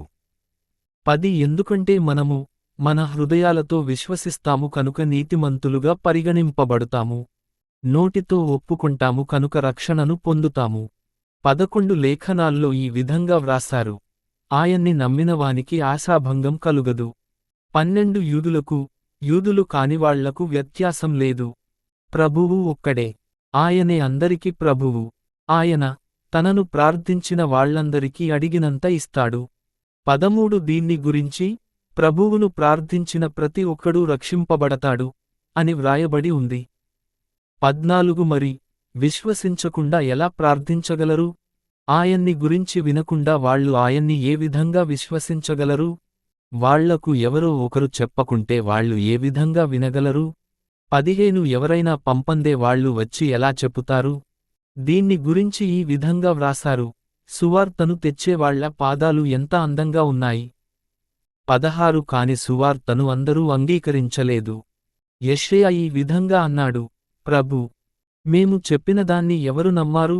17 తద్వారా సువార్తను వినటం వల్ల విశ్వాసం కలుగుతుంది. క్రీస్తు సందేశం ద్వారా సువార్త వినటం సంభవిస్తుంది. 18 వాళ్ళు వినలేదా అని నేనడుగుతున్నాను. వాళ్ళు విన్నారు. ఆ విషయమై ఈ విధంగా వ్రాయబడి ఉంది, వాళ్ల స్వరం ప్రపంచమంతా వినిపించింది. వాళ్ళు పలికిన మాటలు ప్రపంచం నలుమూలలా వినిపించాయి. 19 ఇశ్రాయేలుకు ఈ విషయానికి తెలియదా అని నేను మళ్ళీ అడుగుచున్నాను. అవును, వారికి తెలిసింది. మోషే మొదట ఈ విధంగా అన్నాడు, జనాంగము కానివారి ద్వారా మీరు అసూయపడేటట్లు చేస్తాను, అర్థం చేసుకోలేని జనము ద్వారా మీరు కోపం చెందేటట్లు చేస్తాను. 20 యెషయా ధైర్యంగా ఇలా అన్నాడు, నా కోసం వెదకని వాళ్ళు నన్ను కనుగొంటారు. నా కోసం అడగని వాళ్లకు నేను స్వయంగా ప్రత్యక్షమయ్యాను. 21 కాని ఇశ్రాయేలు ప్రజల్ని గురించి అతడు ఈ విధంగా అన్నాడు, అవిధేయతతో ఎదురుతిరిగి మాట్లాడుతున్న ప్రజల కోసం దినమంతా వేచియున్నాను. అధ్యాయం 11 దేవుని దయ. 1 మరి దేవుడు తన ప్రజల్ని నిరాకరించాడా అని నేను అడుగుతున్నాను. లేదు, నేను స్వయంగా ఇశ్రాయేలు వంశీయుణ్ణి, బెన్యామీను తెగకు చెందినవాణ్ణి. అబ్రాహాము మా మూలపురుషుడు. 2 తనకు ముందే తెలిసిన ప్రజల్ని దేవుడు నిరాకరించలేదు. లేఖనాల్లో ఏలీయాను గురించి ఏమని వ్రాసారో మీకు తెలియదా? అతడు ఇశ్రాయేలు వంశీయులపై నేరారోపణ చేస్తూ దేవునితో ఈ విధంగా విన్నవించుకొన్నాడు. 3 ప్రభూ, వాళ్ళు నీ ప్రవక్తల్ని చంపివేశారు, నీ బలిపీఠాన్ని నేలమట్టం చేశారు. మిగిలినవాణ్ణి నేనొక్కణ్ణే, నన్ను కూడా చంపాలని ప్రయత్నిస్తున్నారు. 4 అప్పుడు దేవుని స్వరం ఈ విధంగా అన్నది, బయలు ముందు మోకరించని 7000 మందిని నా కోసం ప్రత్యేకంగా ఉంచుకొన్నాను. 5 అదే విధంగా ఇప్పుడు కూడా దేవుడు కరుణించిన కొద్దిమంది మిగిలిపోయారు. 6 ఇది దేవుని అనుగ్రహం వల్ల జరిగింది. అంటే అది మానవులు చేసిన కార్యాలపై ఆధారపడింది కాదన్నమాట. అలా కాకపోయినట్లయితే అనుగ్రహానికి అర్థం ఉండేది కాదు. 7 అంటే ఏమిటి? ఇశ్రాయేలు ప్రజలకు వాళ్ళు మనసారా కోరుకున్నది లభించలేదు. కాని దేవుడు ఎన్నుకొన్న వాళ్లకు అది లభించింది. ఇశ్రాయేలు దేశంలోని మిగతా ప్రజలు సువార్తను నిరాకరించారన్న విషయమై ఈ విధంగా వ్రాయబడి ఉంది, దేవుడు వాళ్లకు మత్తుగల ఆత్మను, చూడలేని కళ్లను, వినలేని చెవుల్ని ఇచ్చాడు. ఈనాడు కూడా వాళ్ళు అదే స్థితిలో ఉన్నారు. 9 ఈ సందర్భాన్ని గురించి దావీదు ఈ విధంగా అంటున్నాడు, వాళ్ళు విందులు చేస్తున్నప్పుడు వేసుకున్న బల్లలు బోనులవలె, వలలవలె మారుగాక. వాళ్ళు క్రిందపడి శిక్షను అనుభవించుదురుగాక. 10 వాళ్ల కన్నులు చీకటితో నిండిపోయి, వాళ్ల దృష్టి నశించుగాక. వాళ్ల నడుములు కష్టాలతో వంగిపోయి వాళ్ళు ఎప్పుడూ అదే స్థితిలో ఉండిపోవుదురుగాక. 11 నేను ఇంకొక ప్రశ్న వేస్తాను, యూదులు లేవలేనంత క్రిందపడిపోయారా? లేదు, వాళ్ళు పాపాలు చేయటం వల్ల యూదులు కానివాళ్లకు రక్షణ లభించింది. యూదుల్లో ఈర్ష్య కలగాలని ఇలా జరిగింది. 12 వాళ్ళు పాపాలు చెయ్యటం వల్ల ప్రపంచానికి ఐశ్వర్యం కలిగింది. వాళ్లకు నష్టం కలగటం వల్ల యూదులు కానివాళ్లు భాగ్యవంతులయ్యారు. అలాగైతే వాళ్ళు సంపూర్ణంగా క్రీస్తును అంగీకరించియుంటే ఇంకెంత లాభం కలుగుతుందో గ్రహించండి. 13 యూదులు కాని ప్రజలారా, ఇప్పుడిక నేను మీతో మాట్లాడుతున్నాను. నేను మీ కోసం క్రీస్తు అపొస్తలునిగా పని చేస్తున్నాను కనుక, నేను చేస్తున్న పనిపట్ల నాకు ఎంతో గౌరవం ఉంది. 14 ఈ విధంగానైనా నా వాళ్లలో ఈర్ష్య కలుగచేసి, వాళ్లలో కొందరునైనా రక్షించగలుగుతానని ఆశిస్తున్నాను. 15 వాళ్ళు నిరాకరించటం వల్ల ప్రపంచానికి దేవునితో స్నేహం కలిగింది. అలాంటప్పుడు వాళ్ళు అంగీకరించియుంటే మరణం నుండి జీవానికి వచ్చినట్లే. 16 పిండి ముద్దలో ఒక భాగం ప్రథమ ఫలంగా దేవునికి సమర్పిస్తే, అది పవిత్రమైతే, ముద్ద అంతా పవిత్రమైనట్లే కదా. వేర్లు పవిత్రమైతే కొమ్మలు పవిత్రమైనట్లే కదా. 17 చెట్టు కొమ్మల్ని కొన్నిటిని కొట్టివేసి, అడవి ఒలీవ చెట్ల కొమ్మలవలెనున్న మిమ్మల్ని దేవుడు అంటుకట్టాడు. తద్వారా వేరులోనున్న బలాన్ని మీరు పంచుకుంటున్నారు. 18 కాని ఆ కొమ్మలపైగా గర్వించకండి. మీ వల్ల వేరు పోషింపబడుటలేదు, వేరు వల్ల మీరు పోషింపబడుతున్నారు. 19 మమ్మల్ని అంటు కట్టాలని కొమ్మలు కొట్టివేయబడ్డాయి అని మీరనవచ్చు. 20 నిజమే, విశ్వాసం లేనందువల్ల అవి కొట్టివేయబడ్డాయి. మీలో విశ్వాసం ఉండటం వల్ల మీరా చెట్టునంటుకుని ఉన్నారు. అలా అని గర్వించకండి, భయంతో ఉండండి. 21 ఎందుకంటే, సహజంగా పెరిగిన కొమ్మల్ని దేవుడు లెక్క చేయలేదంటే మిమ్మల్ని కూడా లెక్క చేయడు. 22 అందువల్ల దేవుని కరుణను, కోపాన్ని అర్థం చేసుకొనండి. విశ్వసించని కొమ్మల్ని నరికి వేసి ఆయన తన కోపాన్ని ప్రదర్శించాడు. మీరు ఆయన కరుణను అంటి పెట్టుకొని జీవిస్తుంటే కరుణను చూపుతూ ఉంటాడు. లేని పక్షాన మిమ్మల్ని కూడా కొట్టివేస్తాడు. 23 వాళ్ళు, మేము విశ్వాసహీనంగా ఉంటామని మొండి పట్టు పట్టకుండా ఉంటే, దేవుడు మళ్ళీ వాళ్లను అంటుకడతాడు. వాళ్లను తిరిగి అంటుకట్టే శక్తి దేవునికి ఉంది. 24 స్వాభావికంగా అడవి జాతికి చెందిన ఒలీవల చెట్ల నుండి కొట్టిన కొమ్మలవలెనున్న మిమ్మల్ని మేలురకపు చెట్టుకు అంటు వేయగలిగితే, మేలురకపు ఒలీవల చెట్ల కొమ్మల్ని స్వజాతికి చెందిన చెట్టుకు అంటు వేయటం ఇంకెంత సులభమో ఆలోచించండి. 25 సోదరులారా, మీరు తెలుసుకోవాలని మీకీ రహస్యం చెప్పాలనుకుంటున్నాను. మీరు అజ్ఞానులుగా ఉండటం నాకిష్టం లేదు. కొందరు ఇశ్రాయేలు ప్రజలు మూర్ఖత్వంతో ఉన్నారు. నాటబడాలని కోరుకుంటున్న యూదులు కాని ప్రజలు నాటబడే వరకు ఈ మూర్ఖత్వం వీళ్లలో ఉంటుంది. 26 శాస్త్రాల్లో వ్రాసినట్లు ఇశ్రాయేలు ప్రజలు ఈ విధంగా రక్షింపబడతారు. రక్షకుడు సీయోను నుండి వస్తాడు. అతడు యాకోబు వంశీయుల్లో ఉన్న చెడును తొలగిస్తాడు. 27 నేను వాళ్ల పాపాలను తొలగించినప్పుడు, వాళ్లతో ఈ ఉడంబడిక చేస్తాను. 28 ఒక విధంగా చూస్తే వాళ్ళు సువార్తను బట్టి మీకు శత్రువులు. మరొక విధంగా చూస్తే వాళ్ళు దేవుడు ఎన్నుకున్నవాళ్లు కనుక, వాళ్ల మూలపురుషుల్ని బట్టి వాళ్ళు ప్రేమించబడ్డారు. 29 ఎందుకంటే, దేవుడు, వరాల విషయంలో, పిలుపు విషయంలో మనస్సు మార్చుకోడు. 30 యూదులు కాని మీరు ఒకప్పుడు దేవుణ్ణి నిరాకరించారు. కాని ఇప్పుడు యూదులు సువార్తను నిరాకరించటం వల్ల దైవానుగ్రహం మీకు లభించింది. 31 అదే విధంగా ఇప్పుడు యూదులు దేవుణ్ణి నిరాకరిస్తున్నారు. అందువల్ల, మీకు లభించిన అనుగ్రహం ద్వారా వాళ్లకు కూడా దైవానుగ్రహం లభిస్తుంది. 32 ఎందుకంటే, దేవుడు అందరిపై అనుగ్రహం చూపాలని అందర్నీ కలిపి అవిధేయతకు బంధించి వేశాడు. స్తుతి. 33 దేవుని దగ్గర గొప్ప ఐశ్వర్యం ఉంది. దేవుని జ్ఞానం, విజ్ఞానం అతీతమైనది. ఆయన తీర్పులు ఎవ్వరికీ అర్థం కావు. ఆయన మార్గాల్ని ఎవ్వరూ కనిపెట్టలేరు. 34 ప్రభువు మనస్సు ఎవరికి తెలుసు? ఆయనకు సలహా చెప్పేవాడెవరు? 35 దేవునికి ఎవరు అప్పిచ్చారు? ఆయన ఎవరికీ రుణపడలేదు. 36 అన్ని వస్తువులు ఆయన్నుండి వచ్చాయి. ఆయన ద్వారా వచ్చాయి. అన్ని ఆయన కొరకే ఉన్నాయి. ఆయనకు చిరకాలం మహిమ కలుగుగాక. ఆమేన్. అధ్యాయం 12 క్రొత్త జీవితము. 1 అందువల్ల నా సోదరులారా, నేను మీకీ విజ్ఞప్తి చేస్తున్నాను, దేవుడు తన అనుగ్రహం చూపించాడు కనుక మీ జీవితాల్ని ఆయనకు అర్పించుకోండి. ఆయనకు ఆనందం కలిగేటట్లు పవిత్రంగా జీవించండి. ఇదే మీరు చేయవలసిన నిజమైన సేవ. 2 ఇక మీదట ఈ లోకం తీరును అనుసరిస్తూ జీవించకండి. మీ మనస్సు మార్చుకుని మీరు కూడా మార్పు చెందండి.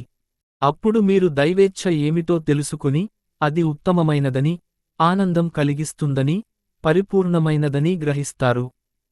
దేవుడు నాకిచ్చిన అనుగ్రహాన్ని ఆధారంగా తీసుకుని మీలో ప్రతి ఒక్కరికీ నేను చెప్పేదేమిటంటే, మిమ్మల్ని గురించి మీరు ఉన్నదాని కంటే గొప్పగా భావించకండి. సక్రమంగా ఉండి దేవుడిచ్చిన విశ్వాసంతో మిమ్మల్ని మీరు అంచనా వేసుకోండి. 4 దేహానికి ఎన్నో అవయవాలుంటాయి. ఈ అవయవాలన్నిటికీ ఒకే పని ఉండదు. 5 అదే విధంగా అధిక సంఖ్యలో ఉన్న మనమంతా క్రీస్తులో ఒకే దేహంగా రూపొందింపబడ్డాము. ప్రతి సభ్యునికి మిగతా సభ్యులతో సంబంధం ఉంది. 6 దేవుని అనుగ్రహం వల్ల మనందరికి రకరకాల కృపావరాలు లభించాయి. దైవ సందేశాన్ని గురించి మాట్లాడే వరాన్ని పొందినవాళ్లు ఆ పనిని విశ్వాసంతో చెయ్యాలి. 7 సేవ చేసే వరం పొందినవాళ్లు సేవ చెయ్యాలి.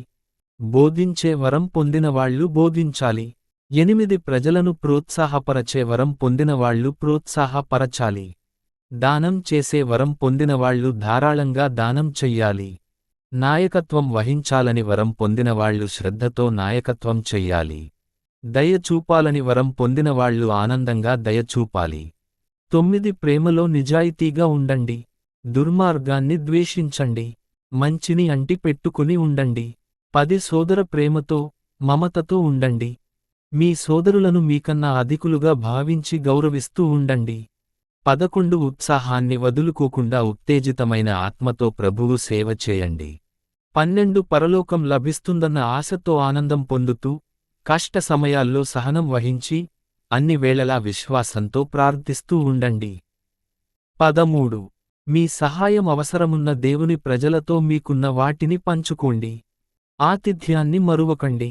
14 మిమ్మల్ని హింసిస్తున్న వాళ్లను ఆశీర్వదించండి. ఆశీర్వదించాలి కాని దూషించకూడదు. 15 ఆనందంగా ఉన్నవాళ్లతో వాళ్ల ఆనందాన్ని, దుఃఖంగా ఉన్నవాళ్లతో వాళ్ల దుఃఖాన్ని పంచుకోండి. 16 అందరి విషయంలో ఒకే విధంగా ప్రవర్తించండి. గర్వించకండి. తక్కువ స్థాయిగల వాళ్లతో సహవాసం చెయ్యండి.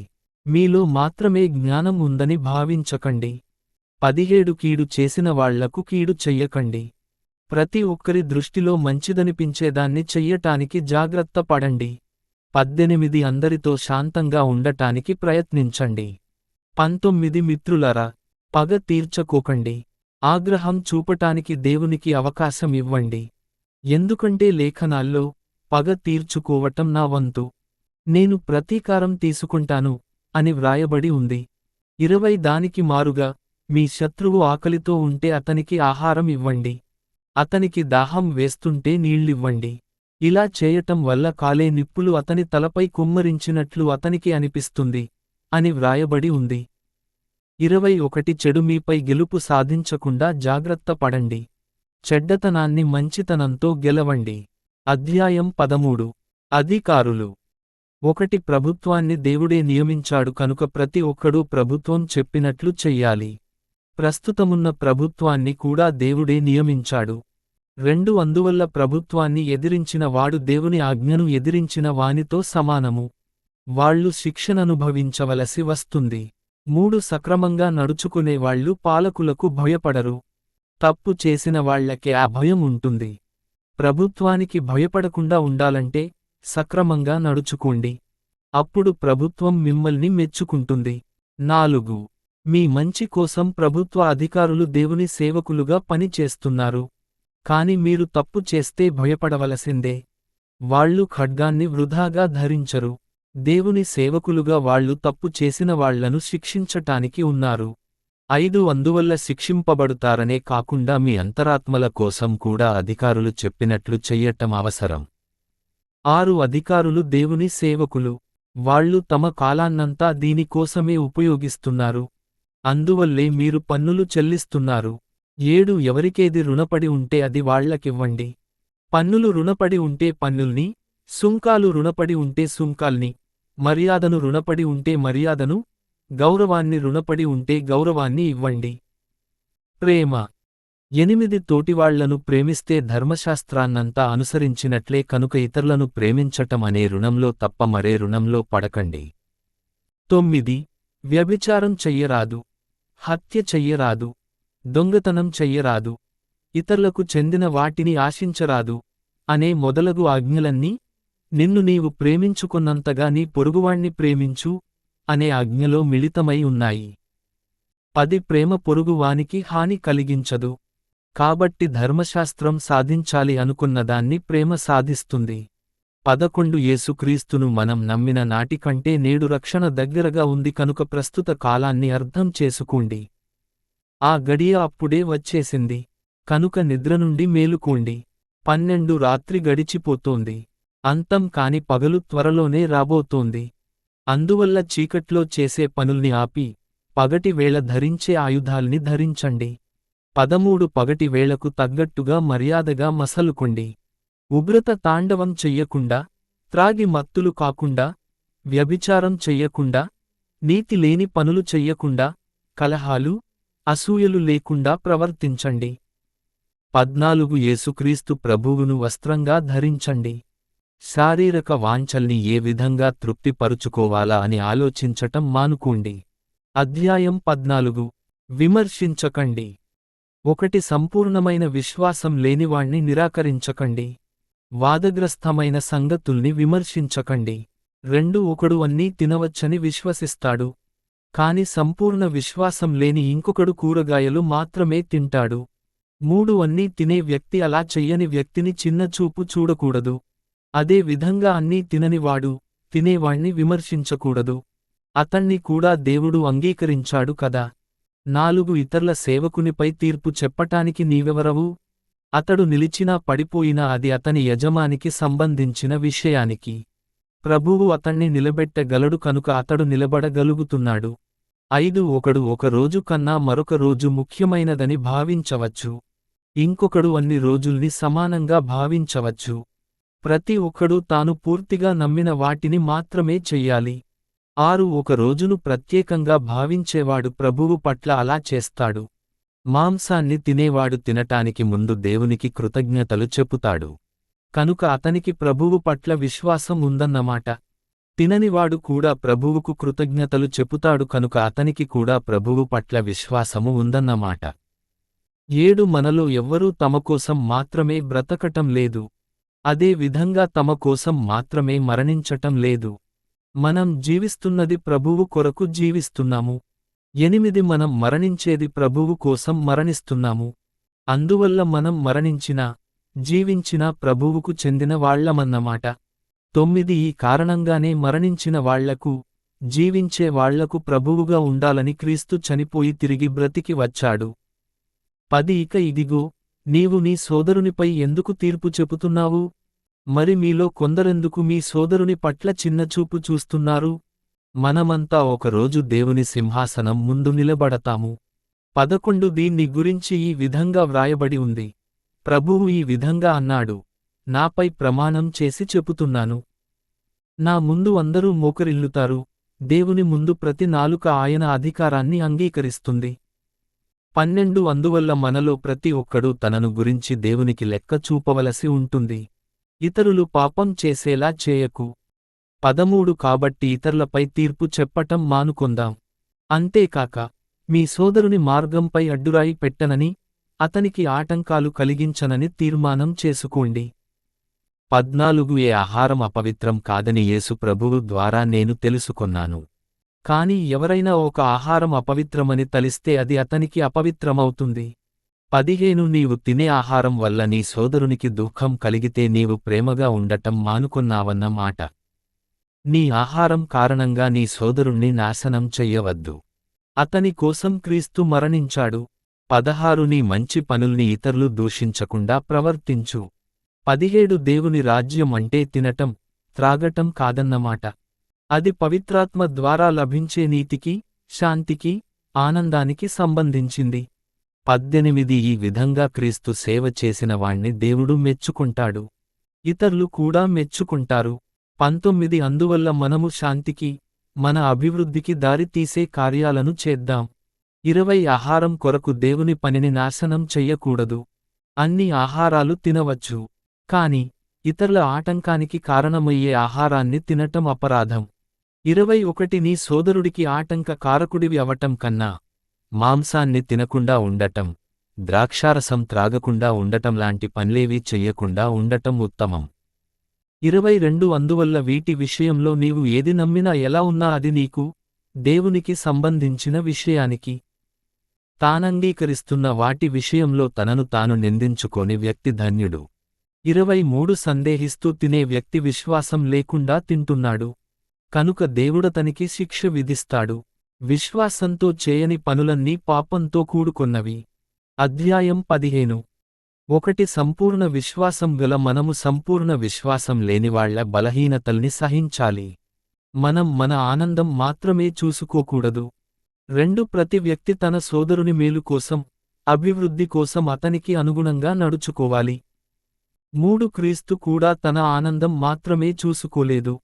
దీన్ని గురించి ఈ విధంగా వ్రాసారు: దేవా, నిన్ను అవమానించిన వాళ్ళు నన్ను అవమానించారు. 4 గతంలో వ్రాసిన లేఖనాలు మనకు బోధించటానికి వ్రాశారు. వాటి ద్వారా సహనము, ప్రోత్సాహము పొంది, రక్షణ లభిస్తుందన్న నమ్మకం మనలో కలగాలని దానిలోని ఉద్దేశ్యం. 5 మనలో సహనము, ప్రోత్సాహము కలుగచేసే దేవుడు, యేసుక్రీస్తు ద్వారా మీ మధ్య ఐకమత్యము కలుగచేయునుగాక. 6 అప్పుడు మనము ఒకే హృదయంతో, ఒకే నాలుకతో మన యేసుక్రీస్తు ప్రభువుకు తండ్రి అయినటువంటి దేవుణ్ణి స్తుతించగలుగుతాము. 7 దేవునికి ఘనత కలగాలని క్రీస్తు మిమ్మల్ని అంగీకరించినట్లే మీరు కూడా ఇతరులను అంగీకరించండి. 8 మూలపురుషులకు దేవుడు చేసిన వాగ్దానాన్ని నిలబెట్టాలని, దేవుడు సత్యవంతుడని నిరూపించాలని, క్రీస్తు యూదుల సేవకుడు అయ్యాడు.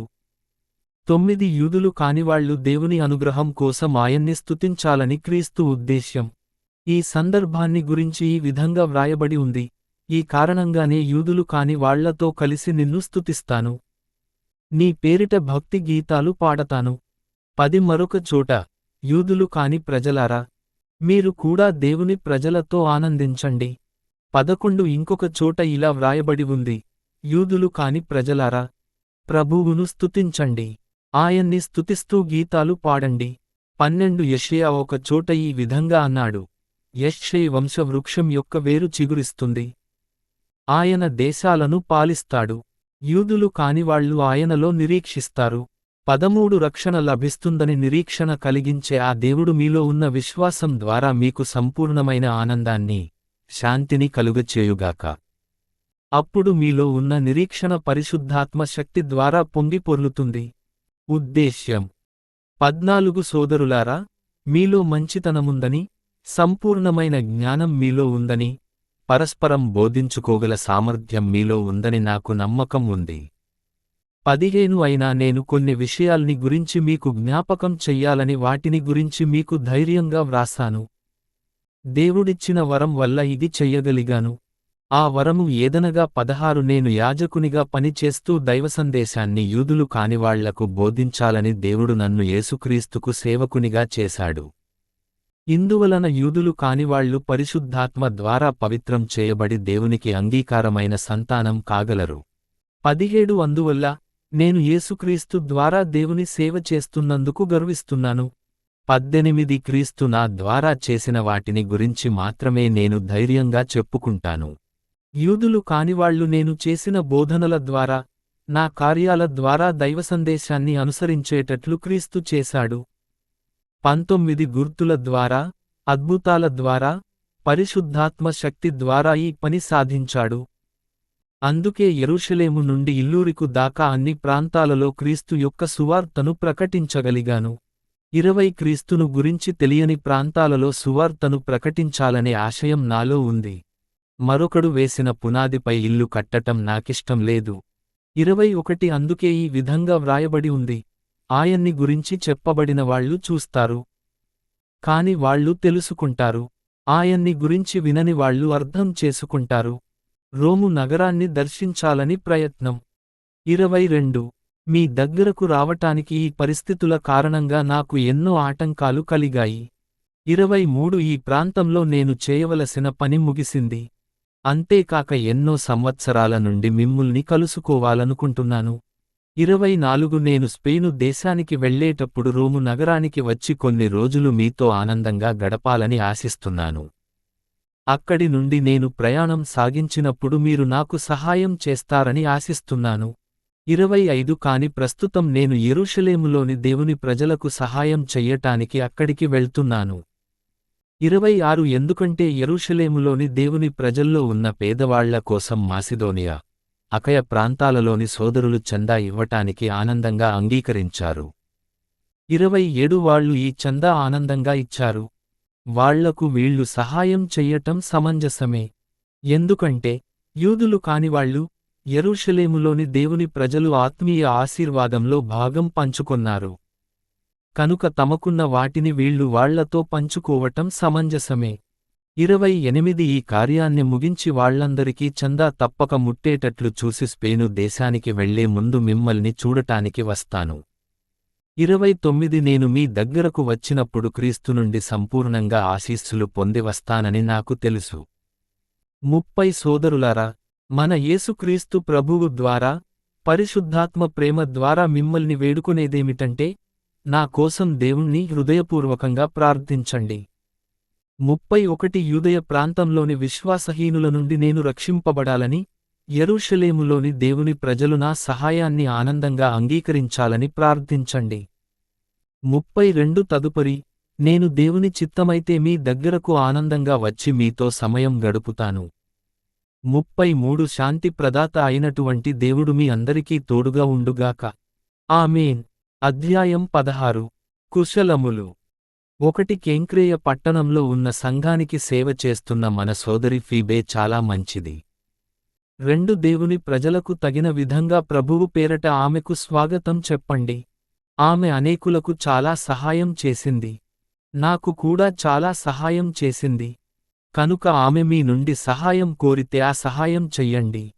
3 నాతో కలిసి యేసుక్రీస్తు సేవ చేస్తున్న ప్రిస్కిల్లకు, ఆమె భర్త అకులకు నా వందనాలు చెప్పండి. 4 వాళ్ళు నా కోసం తమ ప్రాణాలనే తెగించారు. నేనే కాక, యూదులు కానివాళ్ల సంఘాలన్నీ వాళ్లకు కృతజ్ఞతతో ఉంటాయి. 5 వాళ్ల ఇంట్లో సమావేశమయ్యే వాళ్లందరికీ నా వందనాలు చెప్పండి. ఆసియ ప్రాంతంలో క్రీస్తును నమ్మిన వాళ్లలో నా ప్రియమిత్రుడు ఎపైనెటు మొదటివాడు. అతనికి నా శుభములు అందించండి. 6 మీ కోసం చాలా కష్టపడి పనిచేస్తున్న మరియకు నా వందనములు చెప్పండి. 7 నాతో సహా కారాగారంలో గడిపిన నా బంధువులు ఆంద్రోనీకుకు, యూనీయకు నా వందనాలు చెప్పండి. వాళ్ళు అపొస్తలులలో గొప్పవారు. అంతేకాక వాళ్ళు నాకన్నా ముందే క్రీస్తును అంగీకరించారు. 8 ప్రభువు వల్ల నేను, అంప్లియతు స్నేహితులమయ్యాము. అతనికి నా వందనాలు చెప్పండి. 9 మాతో కలిసి క్రీస్తు సేవ చేస్తున్న ఊర్బానుకు, నా ప్రియమిత్రుడైనటువంటి స్టాకుకు నా వందనాలు చెప్పండి. 10 అపెల్లెకు క్రీస్తు పట్ల నిజమైన భక్తి ఉన్నట్లు నిరూపించబడింది.